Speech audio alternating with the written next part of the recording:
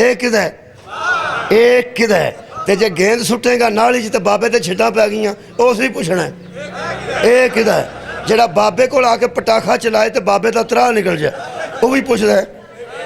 ਬੋਲੋ ਬੋਲੋ, ਇਹ ਕਿਹਦਾ ਹੈ। ਚੰਗਾ ਕੰਮ ਕਰੇਗਾ ਫਿਰ ਵੀ ਲੋਕ ਪੁੱਛਣਗੇ ਇਹ ਕਿਹਦਾ ਹੈ, ਭੈੜਾ ਕਰੇਗਾ ਫਿਰ ਪੁੱਛਣਗੇ ਲੋਕ ਇਹ किदा है। एक मेहरबानी करी प्यो नू अलामा ना दुआई।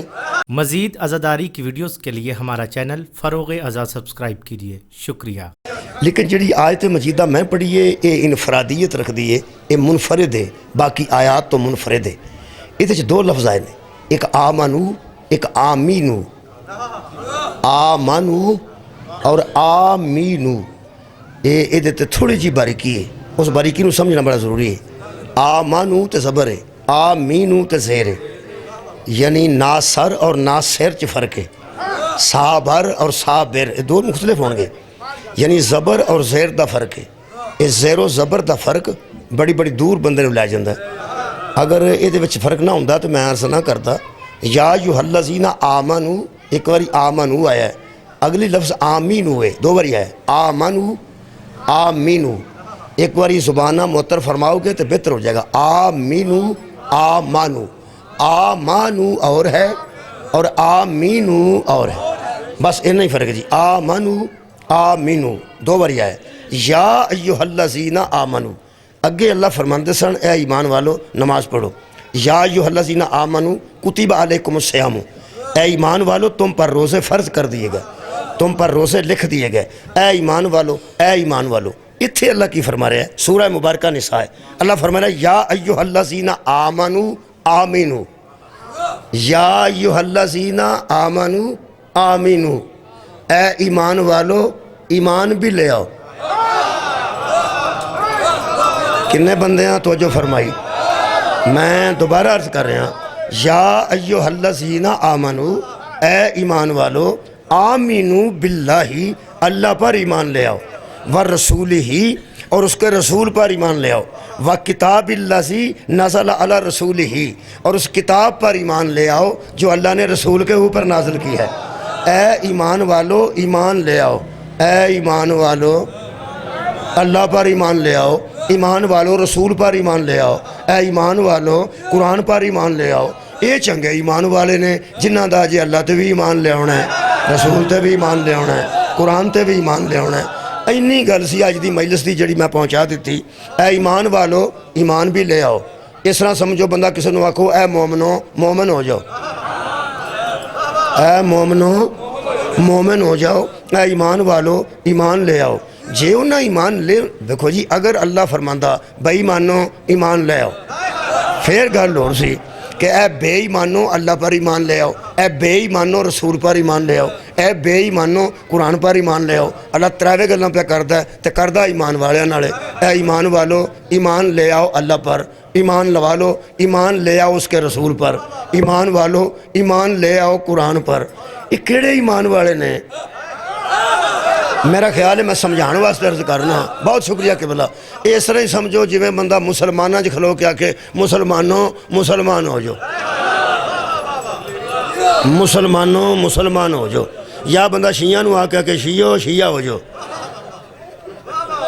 शिया चुप कर गए। जे बंदा शिया नूं आके शिया हो शियो शिया हो जाओ।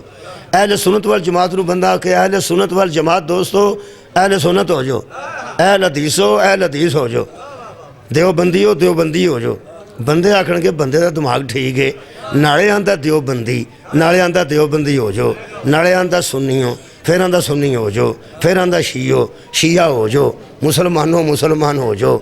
जे तो बंदा ठीक है, दिमाग भी वह ठीक है, तो फिर गौर करनी चाहिए सुन्नियां नूं, जिन्होंने आख्या जाए सुन्नियों सुन्नी हो जाओ। यदा मतलब है जे वो बंदा ठीक है तो सुन्नियां नूं मन जाना चाहिए है कि असी सुन्नी पै खवाने हाँ, सुन्नी असी है नहीं। मेहरबानी। जिहड़ा बंदा आंदा शियो शिया हो जाओ, यदा मतलब है वो शिया खवांदे ने पै, वो शिया है नहीं। जिहड़ा बंदा आंदा देवबंदी हो देवबंदी हो जाओ, यदा मतलब है वो देवबंदी कहलवांदे ने पै, असल पूरी तरह देवबंदी है नहीं। तो जब बंदा मुसलमानों नूं आखो मुसलमान हो जाओ, तो यदा मतलब मुसलमान भी फिर बने ही नहीं, मुसलमान है नहीं। تے جے اللہ کسے نو آکھے مومنو مومن ہو جو یہ دا مطلب ہے بنے ہی نے مومن ہے بہت شکریہ یہ دی میں ایک مثال عرض کر دینا تو بہت جلدی توڑے تک میں مجلس پہنچا دینی آج دی اس طرح سمجھو کہ جویں آ جڑے بچے کھیڑ دے ہوندے نے گیند سٹ دے ہوندے نے نالیاں وچ یا مچے ہوندے نے تے ادھروں نکل کے ادھر لفافے چ پانی پا پا کے پٹاکے چلاندے ہوندے نے مثال دے طور تے او لیلیاں دے بچے تو نہیں ہوندے وچھیاں دے بچے تو نہیں ہوندے مجھاں دے بچے ہوندے تے انساناں دے بچے نا انہاں نوں پھر بندے کیوں آندے نے اوئے انسان بنو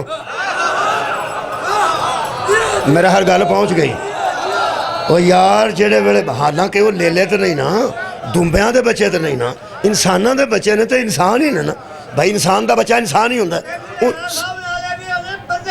ہے لو جی آ سن لو ہون ٹھیک ہو گیا جنا معاملہ وہ میرے عزیز نے بڑی کمال دی گل کیتی ہے انہاں کہا وہ بندے ہی ہوندے نے بندیاں دے پتر ہوندے نے وہ سارے بچے کسے بندے دے پتر ہوندے نا لیلیاں دے پتر نہیں ہوندے انہاں نوں بندے آندے نے اوئے بندے دے پتر بنو یہ دا مطلب ہے کام او پیڑا پہ کر دیں تو گل پیو تک گئی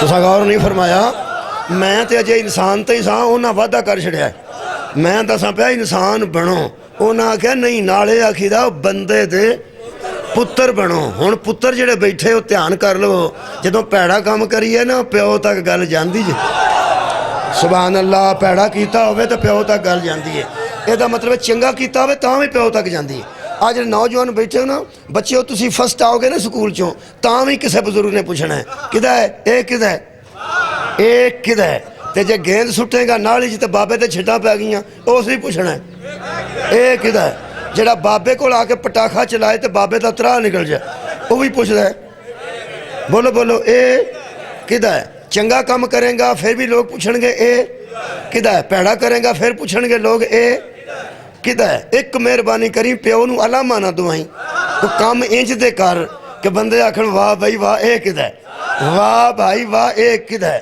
چنگا بچہ ہوئے جدے متعلق بندے آکھن نا اے کدھا ہے تے پیو کھلو کے آکھے کسے دا نہیں میرا ہے تے جدوں بندہ ہی منڈا ہی ہو جائے کم کرے کئی باری سکے پیو آکھ چھڑ دنے میرا ہے ہی نہیں تو سا غور فرمایا میرا ہوندہ تے جدہ ہی ہوندہ یہ دا مطلب ہے کئی باری تانگ آیا پیو انکار کر چھڑتا ہے یہ دا میرے عزیز دوستو اے کدھا ہے خوشبو لا کے منڈا ٹورے تے لوگ آندھنے اے کدھا ہے ہاں ٹوپی پا کے مسیطے جاندہ ہوئے اے کدھا ہے چھوٹا جا کام وکھرا کرے نا وکھرا لوگ آندھنے اے کدھا ہے فرسٹ آوے کرکٹ کھیڑ کے آوے لوگ آندھنے اے کدھا ہے پہلا انعام لے کے آوے مین آف دی میچ دا اے کدھا ہے مین آف دی ٹورنمنٹ بنے تے اے کدھا ہے میں افسوس ہے تھوڑی جی انفرادیت تے نویکلا پان ہوئے تے یار پوچھ دے ہو اے کدھا ہے اللہ دی کائنات ایک کے جڑا کعبے چاہے ایک واری تے پوچھے اے کدھا ہے